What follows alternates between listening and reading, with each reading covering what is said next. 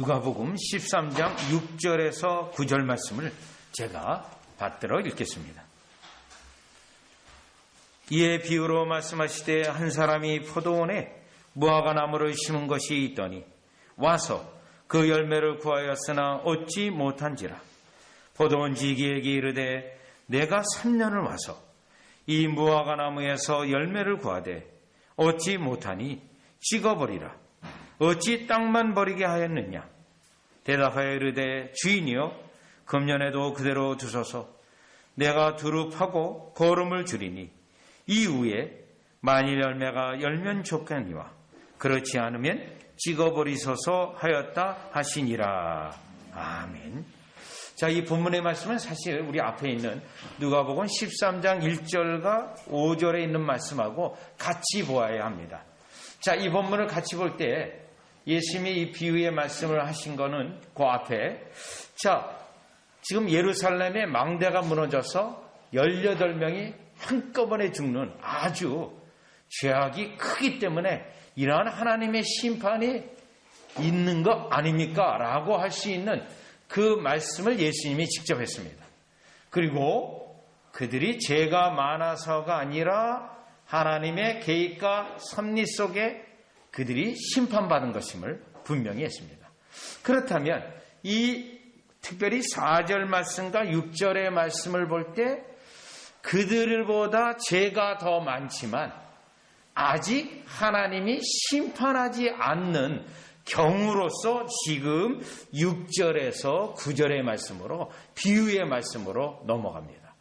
자, 그들이 죄가 많기 때문에 이와 같이 끔찍한 사회적 재앙과 같은 심판을 받았고, 그리고 이러한 심판을 받지 않은 우리는 죄가 없으니까 우리가 심판을 받은 것가 아니구나 이렇게 생각하지 말라는 겁니다.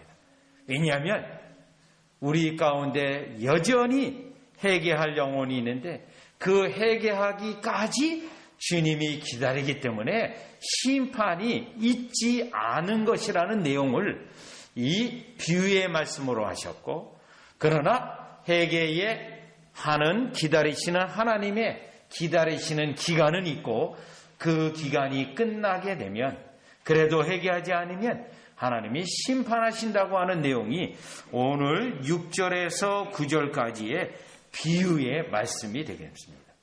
자, 그러면 사실 그 앞에 있는 예루살렘 13장 4절이요.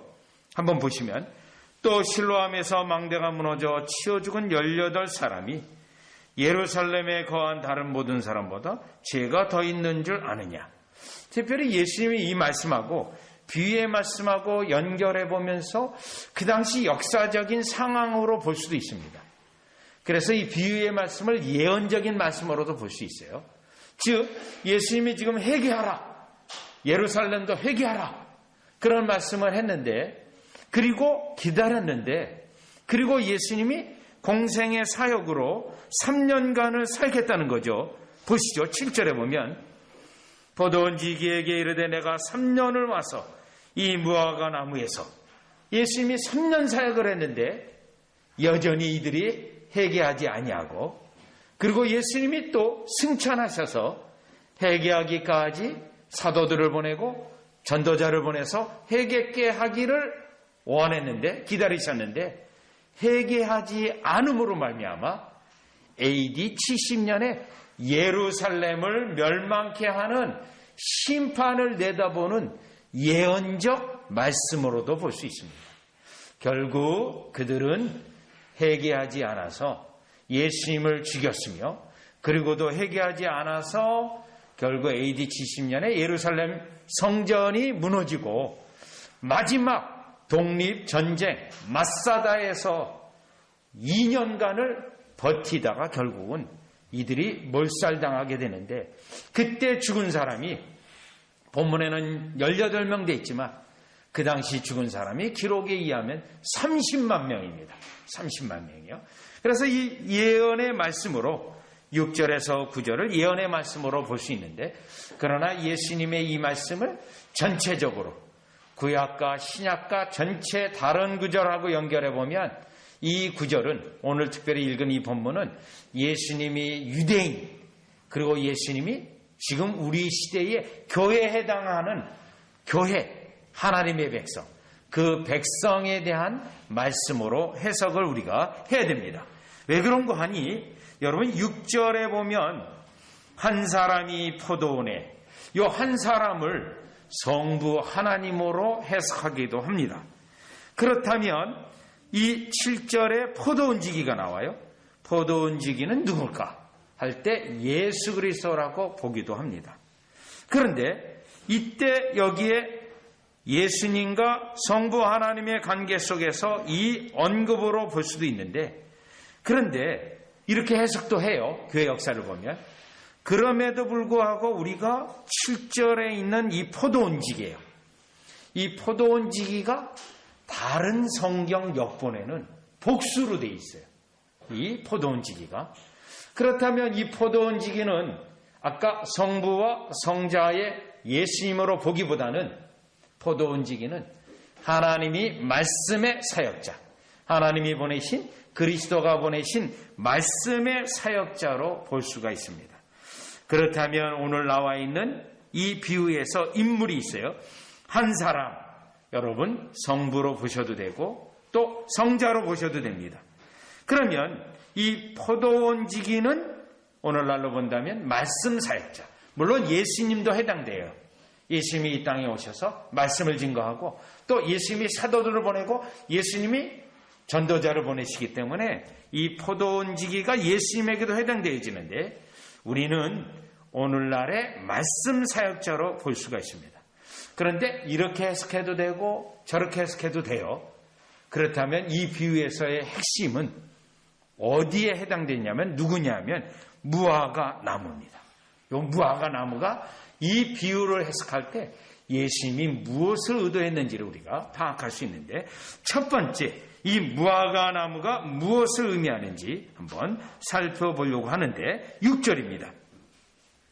이에 비유로 말씀하시되 한 사람이 포도원에 무화과 나무를 심은 것이 있더니 와서 그 열매를 구하였으나 얻지 못한지라. 여러분, 한 사람은 성부에 해당되는 말씀으로 해석할 수 있다고 이미 말씀드렸습니다. 그렇다면 이 포도원은 무엇입니까? 우리 하나님이 조성한 교회, 하나님이 세우신 구약의 백성들, 이스라엘로 볼 수가 있습니다. 그런데 이 비유를 주의 깊게 보면 지금 포도원이에요. 이 포도원의 말씀은 이사야서 5장에 나와 있는 말씀입니다. 성경에서 포도원할 때 이사야서 5장에 하나님께서 좋은 포도원을 조성을 합니다. 그래서 포도원을 조성하기 위해서 돌 같은 것들을 다 제거해요. 바위를 제거합니다. 그리고요, 극상품 포도나무를 씻습니다. 극상품이요. 그리고 포도주 틀까지 다 만들었습니다. 그런데 그 포도나무에 아주 극상품 포도나무 심었기 때문에 극상품 포도를 기대할 수 있는데 덜 포도나무가 맺히게 됩니다. 그게 이제 이사야서 5장에 나와 있는 포도원을 조성하시는 이가 여호와 하나님인 것을 우리가 알 수 있습니다. 그렇다면 이 본문에서 포도원에, 여러분 본문을 즐기게 봐야 돼요. 포도나무가 아니라 무화과 나무로 돼 있어요. 본문에는. 아니, 포도원이면 포도나무를 심어야 되는데 지금 무화과 나무를 심었다고 돼 있어요. 물론 이 무화과 나무도 여러분 아주 열매가 포도만큼이나 달고 아주 좋습니다. 또 고대 근동의 이 근동 지역에 잘 나오는 과일입니다. 그러면 여기에 무화과 나무는 무엇을 의미하냐면 특히 포도원인데도 불구하고 무화과다. 그러면 여러분, 이 무화과 나무가 가지는 특징이 있습니다. 나무가 잎사귀가 푸릅니다. 그리고요, 잎사귀가 포도나무보다 훨씬 더 큽니다. 그래서 열매도 무화과가 달리는 거 익게 되면 막 터질 듯이 익게 되면 매우 달콤합니다. 그래서 예수님이 예루살렘에 고난주간에 들어가셨을 때도 그 무화과를 보면서, 나무를 보면서 열매를 찾아오라고 했습니다. 그런데 그 열매를 찾기 위해서는 잎사귀가 크기 때문에 안에를 이렇게 봐야 됩니다. 그런데 잎사귀가 크고 아주 색깔도 푸르러서 열매를 기대했으나 열매가 없었습니다. 그래서 예수님이 저주했던 그 사건으로 볼 때 여기에 나와 있는 이 무화과 나무, 포도원에 왜 무화과 나무인가? 이 부분은 예수님이 의도적으로 무화과 나무로 드셨는데 신앙 고백이 있고 외적으로 신앙이 있어 보이는 자들이 열매가 없는 그것을 책망하고 그들로 하여금 회개케 하는 그 당부의 말씀을 하기 위해서 오늘 이 본문에 나와 있는 대로 예수님이 포도원의 무화과 나무 잎으로 말했던 것입니다. 따라서 이 무화과 나무는 오늘 우리에게 있는 우리의 교회에 있는 모든 교인들을 포함하고 있는 말입니다. 그 당시에 이 무화과 나무는 유대인들을 의미합니다. 유대인 교회입니다. 그러는 신앙 고백이 있고 성경을 가지고 있고 해당에서 말씀을 들고 또 1년에 절기 때마다 예루살렘에 올라가서 제사를 드리는 그들입니다. 특별히 바리새인이나 서기관은 성경을 너무너무 정통하게 알고 많이 알고 있습니다. 그러나 정작 하나님의 말씀을 자신들의 삶에 적용해서 정작 하나님 앞에 낮아진다거나 하나님 앞에 은혜를 구한다거나 예수 그리스도가 오셔서 말씀하실 때 예수님이 바로 하나님이 우리에게 보내신 구주입니다 라고 회개하면서 믿을 생각을 전혀 하지 않았던 그들의 모습으로 이 무화과가 우리에게 알려주고 있는 겁니다. 그렇다면 지금 무화과나무 교회 속에서 신앙 고백을 하고 또 믿음이 있는 많은 종교적 행위도 하고 있는데 유대인들이 그랬는데 그러면 열매가 없었다는 것은 무엇입니까? 지금 열매를 구했어요. 6절에 보면 그 열매를 구하였으나 얻지 못하고 결국 이 열매는 그 앞서 있는 본문에 연결해 보면 5절에 있는 연결해 보면 회개입니다. 회개. 결국 주님 앞에 회개를 하지 않는다는 겁니다. 우리가 지난주에도 살펴본 것처럼 유대인들은 하나님의 백성이기 때문에 우리가 회개하지 않아도 하나님이 심판하지 않는다고 하는 왜냐하면 하나님의 백성이기 때문에 그 사상에 빠져 있었습니다. 그게 여러분 로마서 2장에 있는 내용이었어요. 여러분 오늘날 이 시대의 오류 가운데 하나가 한 번 구원 영원한 구원이기 때문에 구원받았는데 무슨 회개를 하는가? 또 구원받은 백성에게 하나님이 왜 죄를 보겠는가? 결국 구원받아. 결국에는 구원. 이 가르침이 오류의 가르침이며 이단의 가르침이라고 우리는 이미 알고 있습니다. 자, 그런데 지금 여기에 있는 사람들이 그런 사람들이에요. 그러면 여러분 율법을 알고 성경을 알고 깨닫게 되면 지금 유대인의 관점에서 볼 때 반드시 하나님 앞에 심령의 변화가 있어야 되고 하나님 앞에 회개가 있어야 된다라는 그걸 알 수가 있게 되어 있습니다. 이거는 모세에게 율법을 주셨을 때부터 우리에게 분명히 알려주신 말씀인데 그렇다면 신명기 10장으로 한번 가보시면 알 수 있습니다. 신명기 10장에 가보시면 신명기 10장이에요. 자, 지금 하나님께서 이스라엘 백성을 선택하셨습니다. 그리고 그들에게 율법을 주셨어요. 그러면 이 율법을 주셨는데 그러면 하나님을 사랑하고 또 하나님을 이와 같이 예배해야 되는데요. 10장 16절이에요. 율법을 알게 되면 하나님의 율법을 알게 되면 뭘 깨닫게 돼 있냐면요. 10장 16절이에요. 그러므로 너희는 마음의 할례를 행하고 다시는 목을 곧게 하지 말라. 아하, 계명을 지키려고 하는데 안 지켜지는 거예요. 그러려면 심령의 할례를 받아야 된다는 거예요. 심령의 변화를 받아야 된다는 거예요. 이게 율법이 가르쳐주는 내용입니다. 율법이요. 그러면 우리가 할례를 행하려고 하는데 마음을 찢으려고 하는데 될까요? 안 되게 돼 있어요. 신명기 30장 6절로 가보세요. 신명기 같은 설교예요. 지금 모세의 설교 가운데 30장 6절을 보면 내 하나님 여호와께서 내 마음과 내 자손의 마음에 할례를 베푸사 아까 10장에서는 우리가 할례하는 걸로 되어 있는데 30장에서는 여호와 하나님이 할례하는 것으로 되어 있어요. 그러면 여호와 하나님이 할례를 베푸는 자는 누구에게 베푸냐면 내 심령에 할례를 하려고 했는데 안 된다는 것을 깨닫고 하나님 정말 내 힘으로 안 됩니다. 개변시키려고 하는데 안 됩니다. 마음을 찢으려고 하는데 회개하려고 하는데 안 됩니다. 하나님 은혜 주십시오. 이렇게 울부짖는 자에게 30장 6절에 하나님의 응답으로 내 하나님 여호와께서 내 마음과 내 자손의 마음에 하나님의 할례를 베푸는 거예요. 그래가지고 목적이 있어요.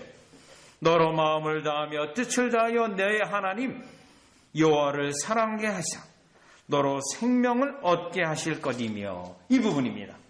결국 무화과라는 것은 무엇을 의미하냐면 교회에서 신앙 고백이 있고 또 외적으로 종교적 행위도 하고 하지만 그 심령이 변화된 심령이 아니라 육신의 심령으로 계속 있는 상태를 말합니다. 회개가 되지 않았습니다. 그러면 회개가 되려면 주님 제가 회개하겠습니다. 그게 아니거든요. 하나님의 말씀을 깊이 깨닫고 나의 죄를 깨달아 하나님 나의 심령에 은혜를 주십시오. 나로 회개케 하도록 은혜를 달라고 그렇게 구해야 됩니다.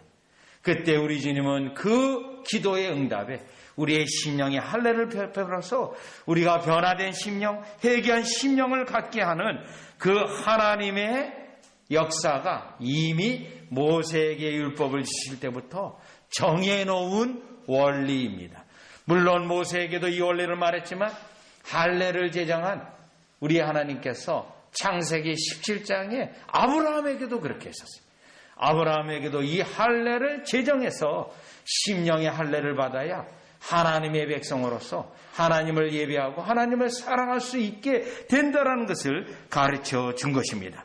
그런데 오늘 본문에 나와 있는 누가복음 13장 6절의 이 무화과는요, 이 무화과 나무는 심령의 변화 없이 육신적인 심령 그 상태로 종교적 행위와 신앙 고백만을 가지고 그가 하나님의 백성으로 살아가고 있으며 또 교회에서 하나님의 사람으로 살아가고 있는 이 무화과에 대해서 우리 주님이 언급하기 위하여 이들의 영적 특징을 설명하기 위해서 이 비유의 말씀은 포도원의 무화과 나무라고 말했던 것입니다.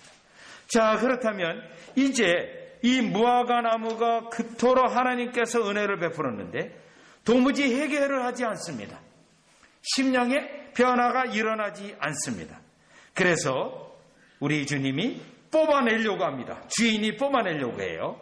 다시 누가복음 13장 7절에 보면 포도원 지기에게 이르되 내가 3년을 와서 이 무화과 나무의 열매를 구하되 얻지 못하니 찍어버리라. 어찌 땅만 버리게 하겠느냐. 이 부분을 보면서 우리 주인은 우리에게 찾는 게 열매라는 것을 알 수 있습니다. 여러분 사실 무화과 나무 그냥 둬도요 잎이 크고 아주 푸르기 때문에 관상용으로도 멋있습니다. 그런데 우리 주님은 그걸로는 안 된다는 거예요. 뽑아버려야 된다. 땅을 통해서 오히려 나무를 심어서 열매를 얻고자 한다는 거죠. 그럴 때 이 포도원 지기가 간청을 합니다. 8절이에요. 대답하여 이르되 주인이여 금년에도 그대로 두소서. 내가 두릅하고 거름을 주리니. 자, 이 포도원 지기가 뽑아내지 말라고 1년만 기다려달라고 요청을 했습니다. 그리고요 본인이 거름을 주고 땅을 두릅하고 거름을 주겠다라고 이 주인에게 요청을 했습니다. 자, 그렇다면 이 무화과 나무 비유에서 두 번째로 깨달아 볼 수 있는 것은 여기에 나와 있는 이 복음 사역자가 해야 될 일이 무엇인가를 그가 알 수 있어요. 자, 이 복음 사역자는 이와 같이 유대인이건 교회에 있는 교인이건 그들이 하나님의 심판받는 것을 피하고 그들에게 구원이 있기를 애쓰는 자가 복음 사역자라는 것을 알 수가 있어요. 여러분 사실 아브라함이 소돔과 고모라 땅을 위해서 증거기도 합니다. 이제 하나님께서 천사로 소돔과 고모라를 불러 멸하기 위해서 가고 있는 중이에요. 그때 아브라함이 주여 그 성읍에 50인이 있으면, 의인 50인이 있으면 그 땅을 멸하시겠습니까? 아니다. 40인? 지금 아브라함이 소돔과 고모라 땅이 심판에서 피하게 되기를 아브라함이 간구하고 있어요. 그때 아브라함의 역할은 선지자이면서 선교사예요. 왜냐하면 소돔과 고모라 땅에 자기 조카가 있거든요. 그래서 결국은 그 의인이 10명이 없어서 소돔과 고모라는 심판을 받게 되어지고, 그때 이 조카 롯은 그 딸 둘과 함께 하나님이 건져주시는 그 역사가 있습니다. 그때 이 아브라함이 중요한 역할이에요. 그들에게 심판이 있지 않기를 구한 거예요. 요나도 마찬가지입니다. 그런데 요나는 아브라함만 갖지 못했습니다. 하나님께서 니느웨 성을 심판하려고 요나에게 니느웨 성에 가서 외치라고 해요. 그런데 그가 가서 3일 길을 가서 외쳤습니다. 그랬더니 니느웨 성이 회개하게 되었습니다. 그리고 하나님의 심판을 내리는 것을 거두었습니다. 그때 요나는요, 하나님 심판한다고 했으면 심판해야지, 왜 심판 안 하고 저들이 저렇게 회개하고 오히려 살게 해주십니까? 그때 요나는 하나님의 뜻을 몰랐어요. 하나님의 뜻은 한 영혼이라도 회개해서 하나님의 심판으로부터 건지기를 원했는데, 요나는 철저히 자기 이기적 중심으로 하나님의 뜻보다는 내가 하면 역사하는 그것을 보았다는 겁니다. 그것도 유대인도 아닌 니느웨 사람, 이방 사람들이 구원받는 것을 즐겨하지 않았다는 겁니다. 그 한 자는, 요나서는 특별히 하나님이 기뻐하지 않은 선지자였습니다. 그런데 여기 있는 이 포도원지기는 진정한 복음 사역자인데, 여러분, 진정한 복음 사역자인데 어떻게 했습니까? 한 영혼이라도 여러분 교회에서 구원의 은혜가 있고 생명이 있고 그걸 돌보는 자예요. 그러면 이 복음 사역자의 이 사역에서 특별히 무화과 나물 그곳에 있는 성도들은 어떻게 되냐면, 이사야서 55장을 가보겠습니다. 이사야서 55장을 가보면 하나님께서 우리에게 주시는 은혜요, 현재 은혜예요.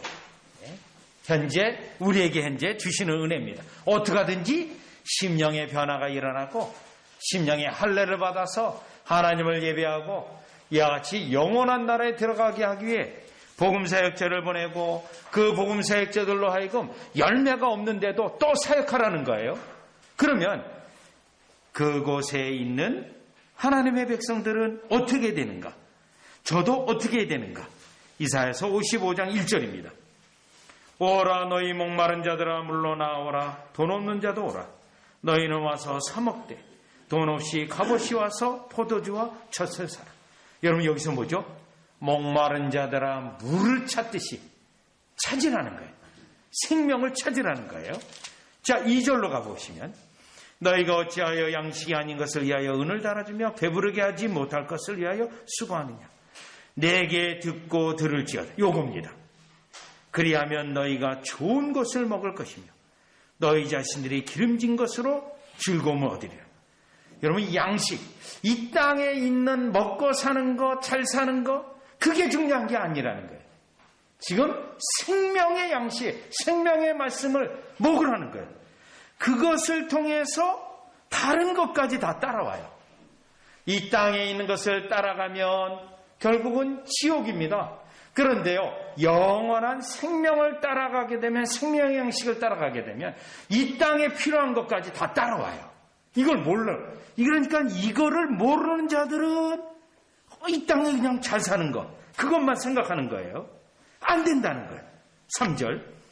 너희는 귀를 기울이고 내게로 나와 들으라. 그래야면 너희 영혼이 살리라. 여러분, 영혼이 살아야 생활이 사는 거거든요. 내가 너희를 위하여 영원한 언약을 맺으리. 이게 중요합니다. 영원한 언약이 뭐죠? 확실한 하나님 나라의 구원에 천국에 들어가는 확실한 약속이에요. 곧 다윗에게 허락한 확실한 은혜이니라. 내가 그를 만민에게 증인으로 세웠고 만민의 인도자와 명령자로 삼. 결국 예수 그리스도입니다. 예수 그리스도가 우리의 인도자이며 명령자입니다. 다시 한번 이사야 선지자는 또 강조합니다. 6절 너희는 여호와를 만날 만한 때에 찾으라. 가까이 계실 때 그를 부르라. 이게 지금 우리가 무화과 나무로서 하나님 앞에 은혜를 구해야 됩니다. 은혜를요. 왜요?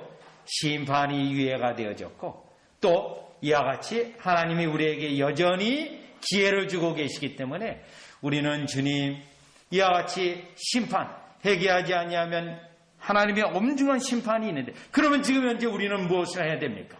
여러분 심판을 두려워하는 게 아닙니다. 이와 같이 하나님께서 한편으로 우리에게 우리를 위하여 마련해둔 이와 같이 샘물, 포도주 더군다나 이 본문에 보면 특별히 포도주와 젖을 사라고 되어 있어요. 물을 구했는데 포도주와 젖을 준다고 약속하기 때문에 이 시대에 이 말씀이 우리에게 적용되는 것은 신앙 고백만 있는 것이 아니라 심령의 변화가 있어서 열매 맺게 나아가는 것에 있는데 이것을 위하여 우리로 교회에서 말씀을 듣게 하고 성경 공부를 하게 하고 여전히 하나님이 우리에게 은혜를 베푸셔서 살 때 저와 여러분은 주여 그 말씀이 우리에게 필요하나이다. 그 말씀이 우리의 생명의 말씀입니다 하고 말씀으로 집중하는 여러분이 되어지시기를 주 예수 그리스도 이름으로 축원합니다. 자, 그러면 이제는 마지막 본문인데요. 자, 8절에 보면 복음 사역자가 내가 두루다니고 걸음을 준다고 했습니다. 그리고 9절에는 예수님의 말씀이 이후에 만일 열매가 열면 좋거니와 그렇지 않으면 찍어버리소서 하였다 하시니라. 자, 이 말씀이 예수님의 말씀이요. 사실은 해피엔딩이 아니에요. 약속으로 끝나서 그런 말씀이 아니라 복음사역자가 수고해도 결국 열매 맺지 못하는 것은 어쩔 수 없이 하나님의 심판에 이룰 수밖에 없다라고 하는 결론의 말씀으로 이와 같이 마무리되어지고 있습니다. 자, 그렇다면 주님 이와 같이 이 부분에 약간 섭섭함도 있어요. 그래도 주님 어떻게 하든지 저를 끝까지 붙잡아서 회개해서 그래도 저를 천국에 들어가게 해주세요. 이루고 싶은데 이 말씀이 아니에요. 그냥 찍어버리고 말겠다. 하나님이 인내에 한계가 있는데 한계점이 있는데 그때는 찍어버리겠다고 하는 이 말씀이 그럼 왜 주님이 예수님이 이 말씀까지 하셨는가? 여기에서 중요한 게 있어요. 6절에 있는 것처럼 포도원 주인입니다. 포도원 주인이요. 그리고 이 포도원 주인이 결국 공의의 하나님으로서 이와 같이까지 하는 것은 주님께서 세우시는 교회로 하여금 거룩성이 나타나게 하시는 목적이 있음을 깨닫게 됩니다. 결국 하나님의 교회에 진짜 구원 백성들로 구성이 되어져서 그냥 신앙 고백만 있는 입만 무성한 그러한 무화과가 아니라 열매를 맺는 무화과들로 가득 찬 교회, 그리고 그러한 하나님의 백성, 그것이 예수님과 하나님의 교회를 세우는 목적임을 우리가 여기서 알 수가 있습니다.